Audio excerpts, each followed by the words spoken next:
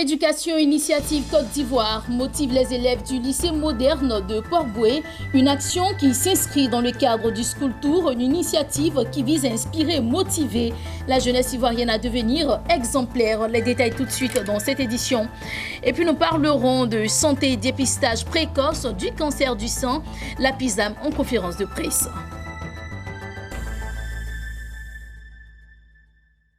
Bonsoir à tous et merci d'être avec nous sur Business 24 Africa. Nous parlons d'éducation à l'entame de cette édition.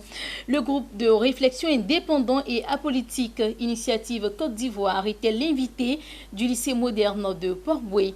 Objectif de cette rencontre, donner à la jeunesse ivoirienne de rencontrer et d'échanger avec des personnalités qui se sont distinguées dans leur domaine d'activité et qui sont aujourd'hui un modèle de réussite. Cette action s'inscrit dans le cadre du School Tour, une initiative qui vise à inspirer et motiver la jeunesse ivoirienne à devenir exemplaire. Le reportage d'Eliane Kwasi, le commentaire de Lawani Babatouné.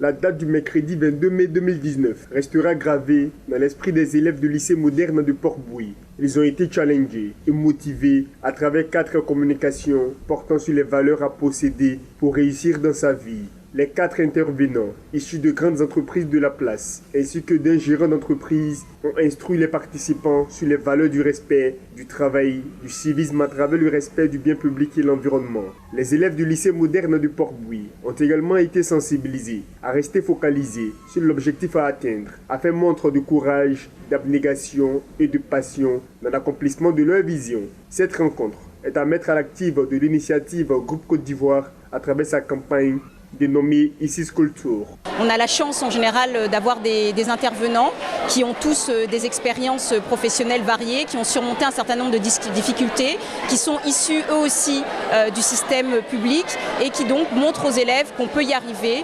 Et donc l'idée c'est d'essayer de diffuser un certain nombre de mots comme le respect, le civisme, l'excellence, la passion, l'ambition. En mettant en œuvre ici School Tour, Initiative Côte d'Ivoire donne l'opportunité aux élèves et étudiants de rencontrer les professionnels ivoiriens ayant réussi dans le domaine d'activité. Je partage la valeur transmission, qui est une valeur importante pour laquelle beaucoup de jeunes n'ont pas eu l'opportunité d'être accompagnés dans leur carrière, d'être accompagnés dès le départ. Ce partage d'expérience a été bien accueilli par les futurs cadres et chefs d'entreprise de Côte d'Ivoire. Moi personnellement, j'ai appris que pour réussir, il faudrait se concentrer, il faudrait se faire confiance, il faudrait travailler davantage sur quoi tu es fort. Chaque année, Initiative Côte d'Ivoire sélectionne des thèmes de réflexion jugés pertinents au regard des problématiques les plus critiques et de l'actualité qui sont traitées à travers diverses rencontres privées ou publiques. Plusieurs personnes en ressources saisissent l'occasion pour coacher et être le mentor des élèves. Le village Azito dans le district d'Abidjan a célébré la promotion de la petite enfance qui va débuter la rentrée prochaine, le cycle primaire. Ils sont 216 à intégrer la classe du cours préparatoire première année après 3 ans à la maternelle. Cette fête de fin d'année du Centre de protection de la petite enfance CPPE a été organisée en partenariat avec Azito OEM et Azito Énergie en présence de la chef d'Azito Village. Le reportage de Lucience Bokoa et Richard Akeki. Baptême de promotion et de passage de flambeau entre les grands et les plus petits ici à Azito, commune de Yopougon dans le district d'Abidjan. Ils sont 216 pensionnaires à accéder au cycle primaire à la rentrée scolaire 2019-2020. Après 3 ans à la maternelle, ces jeunes pousses ont présenté plusieurs tableaux de la vie active avec des prestations artistiques dans des rôles bien campés.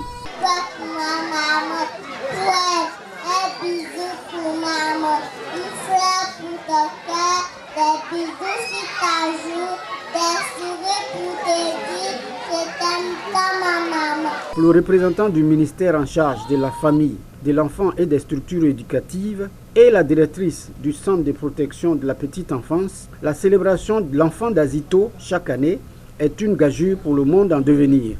Alors c'est une manière pour nous de les célébrer, surtout les sortants, la promotion sortante, pour les tout petits que j'en charge, parce qu'après 9 mois de dur labeur, Il faut savoir dire au revoir à ceux qui partent pour le cycle primaire et donner l'envie aux classes intermédiaires de revenir l'année prochaine. Nous avons eu sur instruction de Madame la ministre de venir voir ce qui se passe et de porter un message fort à tous les éducateurs préscolaires, de les encourager à toujours faire et à mieux faire le travail. Quant aux partenaires inconditionnels du CPPE, baptisés Adjako Djoman Denis, Azito OM et Azito Énergie, estiment que leur soutien vient booster les efforts des encadreurs et améliorer le cadre de travail. Nous venons d'assister à la fête des tout-petits. C'est un plaisir pour nous. Et comme Azito est toujours engagé dans son processus de développement durable, nous accompagnons toujours le village d'Azito dans ce qu'on appelle l'éducation, la santé. Et aujourd'hui, nous fêtons avec ces enfants-là pour leur dire que Azito est toujours là pour les soutenir. Azito Énergie est propriétaire de la centrale. C'est Azito Énergie qui a un contrat avec l'État de Côte d'Ivoire. Mais l'État de Côte d'Ivoire fait obligation à Azito Énergie de confier l'exploitation de la centrale à une société expérimentée en la matière, d'où Azito OM, qui est une société distincte d'Azito Énergie. Mais les deux, en association, doivent conduire des actions sociétales en direction des populations qui vivent au voisinage de la centrale. Du centre d'action communautaire de l'enfance de 2010 à 2012, ce centre d'encadrement de l'enfance devient à la rentrée scolaire 2012-2013 le centre de protection de la petite enfance. À cette célébration de l'enfance, l'on a également fêté Dame Bamba pour ses 30 ans de loyaux et bons services consacrés à l'encadrement de l'enfance. On parle de santé à présent. Dans la matinée du jeudi, l'hôpital américain de Paris a formé les médecins de la PISAM sur le Women Risk Institute en début de soirée. Cette technique médicale de prévention du cancer du sein a été exposée au cours d'une conférence publique. Le reportage avec Hervé Blagnon et Marius Siri. La dernière technologie dans la prédiction du traitement du cancer du sein, c'est le thème de la conférence publique animée par Dr Mahasti Sagatian de l'hôpital américain de Paris. À cette occasion, le chef de l'unité sein de cet établissement hospitalier a présenté l'épidémiologie du cancer du sein en Côte d'Ivoire. Le cancer du sein est, comme dans la plupart des pays maintenant dans le monde, un vrai phénomène, un vrai fléau pour les femmes. C'est la première cause de cancer chez les femmes en Côte d'Ivoire, comme d'ailleurs en France et je vous dis dans le monde entier. C'est un tiers des cancers des femmes. Et c'est un cancer qui reste malheureusement très mortel en Côte d'Ivoire essentiellement parce qu'il est détecté trop tard. Il est détecté à un stade où la tumeur a grossi, où il y a des ganglions atteints. Et c'est pour ça qu'à ce stade-là, on n'est plus capable de guérir le cancer et qu'aujourd'hui, une femme sur deux meurt de cancer du sein en Côte d'Ivoire. Pour réduire la mortalité des patientes dépistées positives du cancer du sein, l'hôpital américain de Paris a mis en place le Women's Risk Institute, une technique médicale de dépistage précoce du cancer du sein, une technologie assortie de recommandations pour réduire les facteurs favorisants du cancer du sein. Dans la prévention aujourd'hui, ce qui a le plus d'impact, c'est l'activité physique. Et l'activité physique, c'est bouger. Et c'est bouger au moins pendant 30 minutes. Idéalement tous les jours, mais éventuellement un jour sur deux, donc au moins 3 fois par semaine, 30 à 45 minutes où on bouge suffisamment pour transpirer, pour être essoufflé. Ça va permettre de réguler nos hormones, ça va permettre de diminuer l'inflammation, ça va permettre de diminuer tous ces facteurs qui font que la cellule va devenir cancéreuse. Pour le PNLCA, Programme national de lutte contre le cancer, le Women's Risk Institute est une solution préventive qui vient à point nommé dans la lutte contre le cancer du sein. L'exposé qui concerne un logiciel qu'on appelle le MammoRisk nous semble intéressant en ce qu'il nous permet de prédire les risques de survenue de cette maladie grave qu'est le cancer du sein chez la femme. Dans le cadre d'un partenariat entre la PISAM, Polyclinique Internationale Sainte-Anne-Marie et l'hôpital américain de Paris, le Women's Risk Institute fait l'objet de diffusion auprès des populations. Selon le PDG de la PISAM, cette solution de dépistage précoce du cancer du sein est mise en œuvre dans cette polyclinique jusqu'à fin juin 2019 à un tarif promotionnel. À quelques jours de la fin du jeûne de Ramadan, le maire de la commune de Cocody, Jean-Marc Yassé, s'est rendu aux côtés de la communauté musulmane. Une visite qui vient démontrer son soutien à cette communauté dans ce moment de jeûne. Le reportage de Tima Traoré. 18h26, l'appel à la prière. C'est à cette heure précise que le jeûne du mardi 21 mai a été rompu. Et cela en présence du président du COSIM de la commune de Cocody et son hôte Jean-Marc Yassé, maire de la commune. Bouillis, beignets, jus de gingembre, tous étaient au rendez-vous pour le bonheur de la communauté musulmane présente à la petite mosquée de la Riviera 2.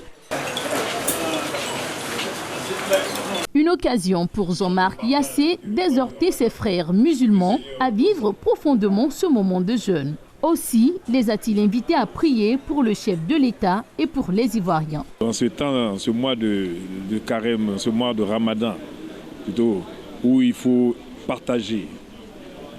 Le conseil municipal et moi-même sommes venus apporter notre soutien et partager avec tous nos frères musulmans et en particulier avec l'éminence qui est là et tous les éminences de la commune de Cocody. Donc nous leur disons merci pour les prières qu'ils font. Que ces prières apportent la paix, la cohérence, l'unité entre les frères et sœurs de Cocody. Voilà, nous disons merci et qu'ils sachent qu'à tout moment et à tout temps, nous serons à leur côté. Pour lui, ce geste qui n'est qu'une tradition désormais pour la municipalité de Cocody marque l'harmonie communautaire qui existe dans la commune. Quant au président du COSIM de la commune de Cocody, il a au nom de toute la communauté musulmane félicité le maire pour ce geste. C'est un grand plaisir pour la communauté musulmane, surtout les chefs religieux qui sont là. Voir monsieur le maire avec eux en train de rompre le jeûne, c'est un grand plaisir. C'est le signe que le Coran passe très bien entre le maire et ses administrés. Et le maire a donné l'occasion d'avoir 2 El Hajj parmi les imams. Ça, c'est quelque chose que nous ne pouvons pas oublier. Le jeûne du mois de Ramadan constitue l'un des 5 piliers de l'islam. Un mois saint par excellence. Après Abidjan, rendons-nous à San Pedro et cette fois-ci intéressons-nous à la philosophie en tant que matière d'enseignement. À l'instar des établissements des autres villes de la Côte d'Ivoire, les élèves de la ville de San Pedro tournent de plus en plus le dos à la philosophie. Les notes sont comprises entre 5, 7 sur 20 lors des différentes évaluations sommatives. Et afin de promouvoir cette matière, le professeur de philosophie de l'université Félix Houphouët-Boigny d'Abidjan, Biaka Ignace, a été appelé à la rescousse. Le reportage d'Abel Kwao, commentaire Nadia Eounmounz. En arrivant à San Pedro, le professeur de philosophie à l'université Félix Houphouët-Boigny de Cocody, Biaka Zasseli Ignace, savait que la tâche ne serait pas du tout aisée face à une réalité partagée dans l'ensemble des lycées du pays. À l'instar des établissements des autres villes de la Côte d'Ivoire, les élèves de San Pedro tournent de plus en plus le dos à la philosophie. Les notes en philosophie sont comprises entre 5 et 7 sur 20 aux différentes évaluations sommatives. Biaka Zasseli Ignace est venu donner de la chaleur à travers des pensées philosophiques au cours de la conférence qu'il a animée afin de promouvoir l'amour de la philosophie dans le cœur des apprenants. Nous sommes venus à San Pedro d'abord pour rendre la philosophie pratique, c'est-à-dire ramener l'essentiel là où se trouve effectivement l'enracinement essentiel. Ensuite, montrer aux jeunes qu'on peut faire la philosophie et réussir sa vie, que ceux qui sont venus sont tous des hommes et des cadres supérieurs de la nation ivoirienne. Et puis, surtout, nous avons apprécié la présence de tous ces jeunes qui sont au carrefour. Parce qu'un jeune est toujours à un carrefour et sa volonté, c'est de choisir. Et ils sont venus pour voir s'ils n'ont pas d'indice pour choisir. Choisir quelle voie, quel chemin. Nous pensons leur avoir donné quelques indices. Cette conférence est à l'initiative de l'unité pédagogique des professeurs de philosophie de San Pedro. Une unité qui a mis en place une plateforme d'échange entre les enseignants de la philosophie et les élèves dénommée le Forum des philosophes. créée en mai 2007 sous l'inspiration de l'inspecteur général Kwame Bianchi. Cette plateforme a pour but de promouvoir l'enseignement de la philosophie afin d'améliorer les notes des évaluations sommatives aux examens à grand tirage au niveau régional. J'ai beaucoup appris et il m'a enseigné, il m'a instruit. Je suis très heureux d'avoir participé à ce forum. Le philosophe, dans son déploiement métaphysique, dans le but de permettre aux élèves d'aimer la philosophie et d'améliorer leurs prestations philosophiques en classe et aux examens. Cette année, nous avons eu la chance d'avoir un grand professeur de l'Université nationale qui est venu nous parler, n'est-ce pas, du numérique. Nous pensons que les enseignants, aussi bien que les apprenants, ont beaucoup apprécié cette conférence donnée par le professeur et ils pourront bénéficier, n'est-ce pas, des enseignements qu'il a pu donner pour non seulement leur examen de fin d'année, mais pour leur vie de tous les jours. Les regards sont tournés vers les enseignants de philosophie des lycées de San Pedro qui ont désormais pour mission de ne pas laisser la lumière de la philosophie s'éteindre dans le cœur des élèves de la cité balnéaire. À présent, cette information en bref et en images avant de refermer cette édition. La firme américaine Zipline, qui fabrique des drones dédiés à la livraison de fournitures médicales dans les régions sous-développées, a levé 190 millions de dollars pour financer son expansion en Afrique, en Asie du Sud-Est et en Amérique. Avec ce nouveau financement, le total des fonds levés par le fabricant de drones s'élève à 225 millions de dollars. Et voilà qui met fin à cette édition qui a été proposée et réalisée par l'ensemble de la rédaction. Merci à vous de nous avoir suivis et à très bientôt.